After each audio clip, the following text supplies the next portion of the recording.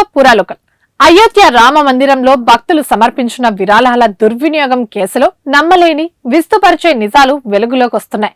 సాక్షాత్తు ఆ రాముల వారికి భక్తులు భక్తి శ్రద్ధలతో అర్పించిన కానుకలను దోచుకోవడానికి నిందితులు పక్కా స్కెచ్ వేసినట్టు సిట్ తేల్చి చెప్పింది. కేవలం 40 రోజుల్లోనే ఏకంగా 70 సార్లు దొంగతనాలు జరిగాయంటే పరిస్థితి ఎంత ఘోరంగా ఉందో అర్థం చేసుకోవాలి.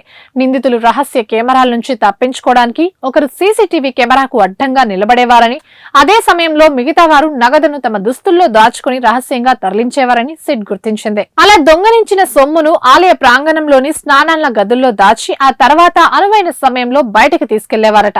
అంతేకాదు నగదును బ్యాంకుకు తరలించే సమయంలో కూడా డబ్బు కట్టల నుంచి నోట్లను నొక్కేస్తూ పక్కదారి పట్టించారట.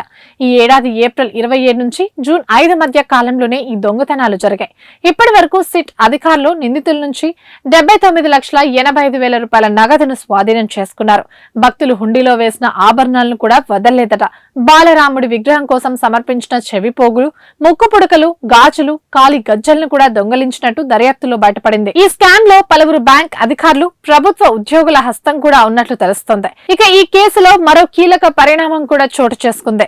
శ్రీరామ జన్మభూమి తీర్థ క్షేత్ర ట్రస్ట్ ప్రధాన కార్యదర్శి చెంపత్ రాయ్ తన పదవికి రాజీనామా చేశారు. తన మాజీ డ్రైవర్ రాయ్ శంకర్ యాదవ్ ఈ కేసులో అరెస్టు కావడంతో దానికి నైతిక బాధ్యత వహిస్తూ ఆయన రాజీనామా సమర్పించారు.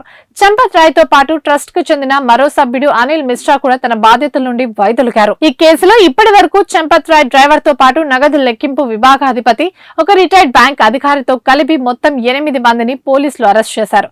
స్థానిక కోర్టు వీరికి 3 రోజుల పాటు జ్యుడిషియల్ కస్టడీ విధించింది.